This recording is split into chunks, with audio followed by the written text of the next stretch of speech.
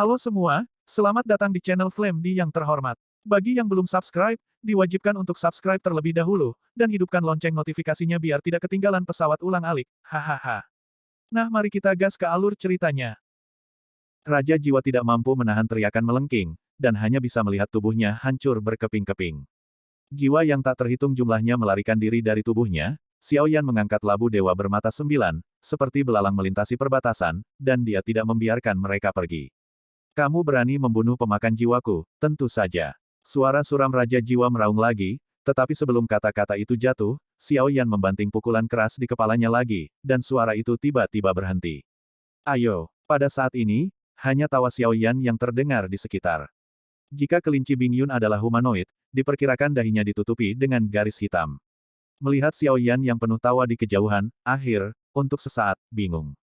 Suara Raja Jiwa berubah dari ancaman menjadi memohon belas kasihan di awal, dan akhirnya mengeluarkan raungan ketidakmampuan. Seorang Raja Jiwa dengan 100.000 jiwa dipalu sampai mati oleh Xiaoyan, tapi wajah Xiaoyan tidak tampan. 100.000 jiwa, bukankah itu cukup untuk sosok kelima muncul? Xiaoyan sedikit kecewa. Dia pikir dia akan mengetahui dua kekuatan besar dari labu dewa bermata 9 sekaligus, tetapi di akhirnya, hanya satu yang muncul. Tapi untungnya, Xiaoyan memegang cincin penerima di tangannya, dan ketika dia melihat cincin penerima, suasana hatinya lega. Ada 100.000 jiwa, dan kamu masih tidak ingin keluar dari gunung. Ini terlalu gelap. Xiaoyan memandang labu dewa bermata 9, cemberut, dan berkata tanpa sadar. Kekuatan jiwa Xiaoyan menembus ke dalam ring, dan Xiaoyan langsung gembira. Aku menduga benda ini akan sangat gemuk, tapi aku tidak menyangka, dia sebenarnya segemuk ini. Mata Xiaoyan menunjukkan cahaya terang, dan dia berkata dengan terkejut. 200 miliar ki dan asal ilahi. Ini adalah jumlah yang cukup besar, dan itu adalah jumlah besar sumber daya yang cukup untuk beberapa bintang untuk diolah. Xiaoyan juga tidak sopan, dan telah memasukkan semua 200 miliar pil ki asal ilahi ke dalam cincinnya sendiri. Kecuali selain itu, ada banyak bahan dan serba-serbi yang berguna di dalam ring. Tiba-tiba, Xiaoyan penuh dengan pot, dan ada banyak latihan dan keterampilan bertarung, tetapi Xiaoyan tidak tertarik dengan hal-hal ini. Namun, ketika Xiaoyan sedang mengobrak-abrik cincin koleksinya, dia tiba-tiba tertarik dengan napas, dia melihat kilatan cahaya di tangan Xiaoyan, dan sebuah botol giok muncul di tangannya. Ini, mata Xiaoyan menyipit, wajahnya semakin serius. Segera membuka botol giok, ada setetes darah emas di botol giok. Darah Yuanshen. Xiaoyan sangat gembira ketika dia melihat ini. Tetesan darah Yuanshen ini mungkin tidak memberikan banyak peningkatan pada avatar Yuanshen, tetapi penampilan darahnya dapat menjelaskan sebuah masalah. Mungkin benar di dalam jurang maut. Dewa asli itu ada. Mengambil setetes darah esensi Yuanshen ini, Xiaoyan tidak membiarkan klon Yuanshen mengambilnya. Sekarang setetes darah esensi Yuanshen ini muncul, Xiaoyan memiliki kepercayaan diri untuk menjelajah lebih jauh di sini. Setelah Xiaoyan dengan hati-hati mengumpulkan darah Yuanshen, dia mencari cincin koleksi Raja Jiwa untuk melihat apakah tidak ada petunjuk, tetapi tampaknya selain setetes darah Yuanshen ini, ada yang lain. Tidak ada objek yang berhubungan dengan Genshin Impact. Tapi secara keseluruhan, masih ada beberapa keuntungan, tetapi Xiaoyan telah memusnahkan pemakan jiwa, dan saya khawatir itu tidak akan begitu mulus untuk terus masuk jauh ke dalam jurang. Ketika Raja Jiwa benar-benar dimusnahkan oleh Xiaoyan, ada banyak suara mendesis dingin di kabut tebal, dan kulit masing-masing berubah secara dramatis. Anda harus tahu bahwa di jurang ini, kehidupan apapun mungkin lebih hina daripada rumput liar, tapi tak seorang pun dari Soul Eater berani menyentuh mereka. Belum lagi membunuh Raja Jiwa dengan 100.000 jiwa. Salah satunya adalah mereka tidak memiliki kekuatan untuk melawan para Soul Eater. Yang kedua adalah bahwa ada Soul Eater di jurang yang bahkan lebih menakutkan dari Soul King. Jika Anda ingin bertahan hidup di sini, tidak bijaksana untuk memprovokasi. Pilihan Soul Eater, dan kebanyakan orang memilih untuk menyerah pada klan pemakan jiwa, dan bahkan saling membunuh untuk kelangsungan hidup mereka sendiri. Selama mereka menawarkan semangat juang mereka, mereka dapat menjamin bahwa mereka akan baik-baik saja dalam 100 tahun. Mengapa mereka tidak ingin melawan klan pemakan jiwa, tetapi ada sangat sedikit orang yang benar-benar dapat bersaing dengan klan pemakan jiwa, karena keberadaan klan pemakan jiwa, jurangnya begitu suram. Xiaoyan kembali ke punggung kelinci Bingyun.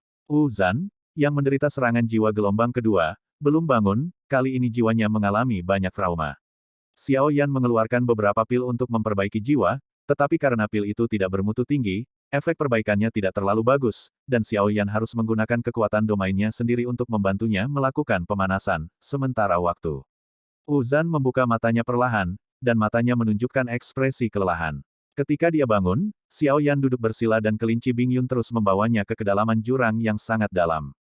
Tidak ada tujuan pasti, tetapi setelah Xiao Yan membunuh Raja Jiwa, selama para pelahap jiwa bersatu, mereka pasti akan datang untuk mengganggunya. Namun, Xiao Yan segera menemukan bahwa para pemakan jiwa tampaknya berada di antara mereka.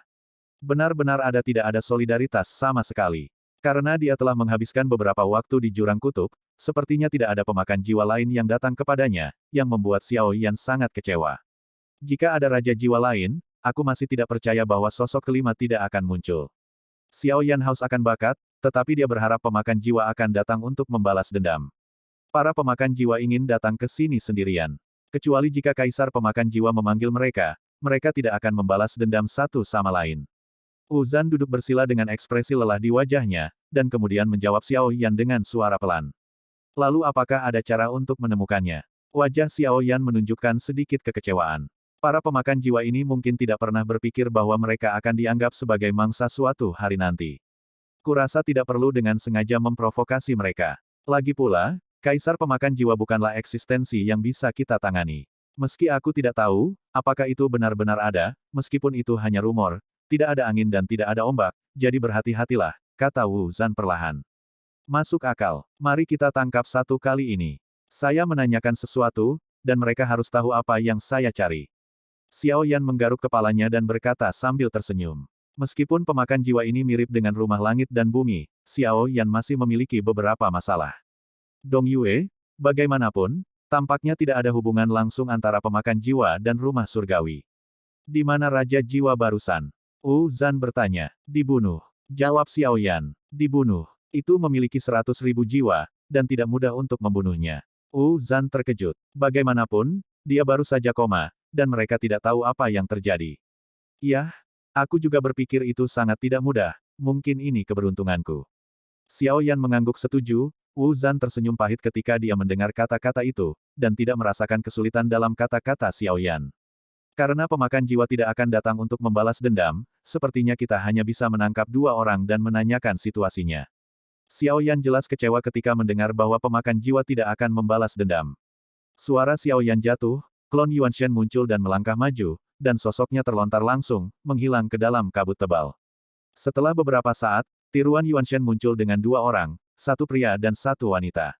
Katakan padaku, apa yang kamu lakukan dengan kami? Seorang pria dan seorang wanita tampak malu, dan ada lebih banyak ketakutan di mata mereka. Maafkan hidupmu, selamatkan hidupmu. Aku tidak punya niat jahat, aku hanya ingin meminta Dewa Abadi untuk menyelamatkan kita. Mata wanita itu menunjukkan tatapan memohon, dan ada darah yang tidak pernah mengering di wajahnya.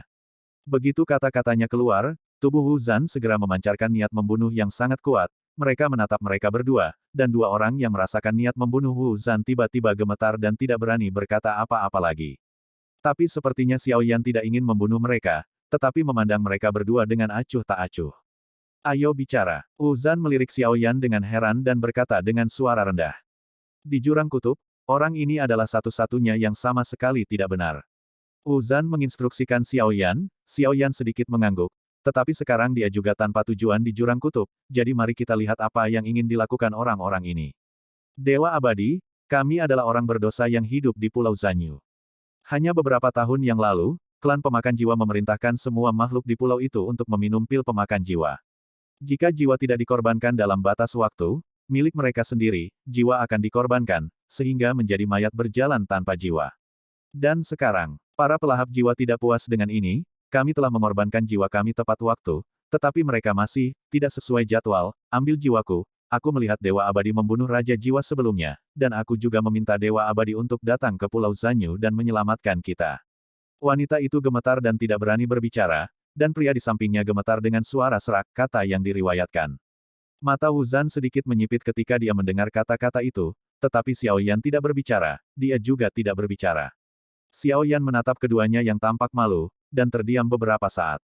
Jika para Dewa Abadi tidak mau, lupakan saja, kita juga bersalah, dan kita harus mati. Wajah pria itu pucat, seolah-olah dia telah menerima nasibnya. Wanita itu terisak-isak, dan mereka berdua sepertinya tidak memiliki petunjuk apapun dari permukaan. Apa kekuatan para pemakan jiwa di Pulau Zanyu? Xiao Yan bertanya. Mendengar kata-kata itu, pria itu tiba-tiba mengangkat kepalanya, dan menatap Xiao Yan, matanya tiba-tiba bersinar seolah melihat harapan. Raja Jiwa, juga memiliki 100.000 jiwa. Dengan kekuatan Dewa Abadi, dia akan dapat dengan mudah melenyapkannya. Pria itu menjawab dengan tergesa-gesa, menatap mata Gujing Wubo Xiao Yan, pria itu tidak dapat melihat Xiao Yan emosi apapun di wajah Yan. Setelah melihat Xiao Yan merenung sebentar, dia menatap pria itu dan berbicara dengan lembut. Mari kita memimpin. Pria itu memandang Xiao Yan dan tertegun. Dia menunjuk Xiao Yan dan alisnya sedikit berkerut. Baru saat itulah dia menyadari bahwa apa yang dia dengar itu benar. Oke, Dewa Abadi akan datang bersamaku. Pulau Zanyu tidak jauh dari sini, dan kita dapat mencapainya dalam sekejap. Pria dan wanita itu segera memimpin jalan di bagian depan, dan sepertinya api harapan. Xiao Yan duduk bersila, dan Wu Zanchai berbisik di samping Xiao Yan saat ini. Hati-hati, orang ini adalah hantu. Melihat Xiao Yan tidak tergerak, Wu Zan berpikir bahwa Xiao Yan tidak mempercayainya, dan berkata, saya telah tinggal di jurang kutub selama hampir ratusan tahun. Meskipun ada banyak pulau di sini, aku belum pernah mendengarnya. Pulau Pemotongan Bulan. Tidak apa-apa, itu membosankan, aku ingin melihat apa yang akan mereka lakukan. Xiao Yan segera tertawa, tidak menyetujui ini. Mengenai mentalitas tidak setuju Xiao Yan, Wu Zan hanya bisa tertawa getir. Xiao Yan tidak takut, apa yang dia takutkan, tetapi sepertinya memang demikian, tetapi Wu Zan tidak bisa menahan perasaan sedikit khawatir. Di atas 100.000 Raja Jiwa, masih ada jutaan Raja Jiwa. Jika aku bertemu Raja Jiwa, aku tidak akan memiliki kesempatan untuk bertarung dengan kekuatan jiwaku, dan serangan jiwa mereka akan beberapa kali lebih kuat daripada 100.000 Raja Jiwa. Orang-orang ini mereka semua adalah budak dari klan pemakan jiwa, mereka telah menjual jiwa mereka, dan apa yang mereka lakukan sekarang kemungkinan besar akan membawa kita ke klan pemakan jiwa. Wu Zan menganalisis, Xiao Yan mengangkat alisnya, ketika dia mendengar kata-kata itu. Iya, kedengarannya serius. Xiao Yan mengangguk. Meskipun nadanya sangat khawatir, ekspresi wajahnya mengkhianati perasaannya yang sebenarnya. Dapat dikatakan bahwa dia tersenyum sangat bahagia, seolah-olah dia sangat ingin bertemu Kaisar Jiwa. Wu Zan untuk beberapa saat kehilangan kata-kata, dia berhenti berbicara dan memilih untuk tetap diam. Dia tidak tahu siapa Xiao Yan sebagai pria yang kuat. Tampaknya semakin serius dia menggambarkannya, semakin bersemangat Xiao Yan. Wu Zan tidak mengerti apa yang dipikirkan Xiao Yan. Dia juga tidak bisa memahami kekuatan Xiao Yan, meskipun dia secara kasar bisa melihat bahwa ada klon, tapi Wu Zan. Tidak bisakah Anda sampai di sana? Xiao Yan bahkan membuat suara tidak sabar dan bertanya kepada dua orang. Di bagian depan, pria dan wanita yang memimpin di depan segera menoleh dan tersenyum pahit, dan menjawab dengan hormat, itu tepat di depan, tepat di dalam depan. Xiao Yan sedikit mengangguk, tampak tidak sabar, jika itu 1 juta jiwa? Aku masih tidak percaya, dan sosok kelima masih belum muncul. Xiao Yan mengangkat alisnya, Xiao Yan secara alami harus memanfaatkan kesempatan ini, meskipun dia tidak tahu apakah angka-angka di Labu Dewa Bermata 9 benar-benar bergantung pada jiwa mereka. Tapi mereka hanya bisa diundang setelah mengisi kembali jiwa mereka setiap kali, jadi Xiao Yan tidak tahu apakah sosok-sosok dalam Labu Dewa 9 Mata benar-benar bergantung pada jiwa mereka. Yan berharap untuk membuka lebih banyak angka melalui ini. Ketika Xiao Yuxing berada di Xiao Yuxing, pendekar pedang gila itu telah membuat Xiao Yan mengagumkan. Kapan Xiao Yan melihat ke belakang, dia merasa aneh. Tuan yang bermartabat dari dunia luas memberinya hadiah ini. Bagaimana itu bisa menjadi hal biasa? Tentu saja, ketika mengundang mereka keluar dari Labu Dewa Bermata 9, mereka memang bisa merasakan bahwa setelah mereka muncul, sepertinya ada banyak konsumsi. Ini mungkin karena mereka bukan milik Sengsi sendiri. Mereka muncul di dunia Sengsi melawan kehendak Sengsi dan berjuang untuk Xiao Yan, jadi jiwa mereka adalah apa yang perlu mereka konsumsi. Tentu saja, ini hanya tebakan Xiao Yan. Apakah itu benar atau tidak, kita masih harus bertanya kepada orang-orang kuat di Labu Dewa Bermata 9 ini untuk mencari tahu.